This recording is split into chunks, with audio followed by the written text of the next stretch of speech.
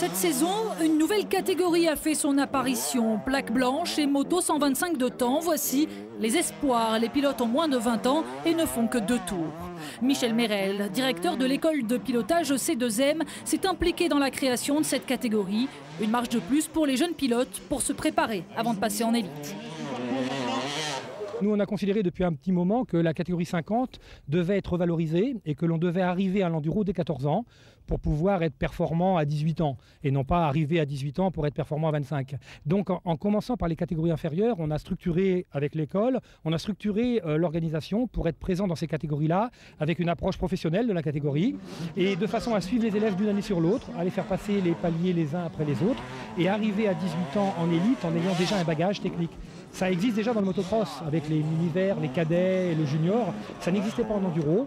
Et en mettant avec notre école cette structure au point, on se rend compte que c'est payant pour l'instant. Et effectivement, pour l'instant, le meilleur pilote espoir est son protégé, Jérémy Carpentier, leader du championnat, 32e du dernier trèfle. Le champion de France 125 ans profite de cette nouvelle catégorie. Liaison parfaite pour lui entre les 50 et les juniors. C'est la marche avant les 3 tours, parce qu'en junior, 3 tours sans déviation, c'est quand même physiquement c'est autre chose. Avec une vraie moto, c'est complètement différent.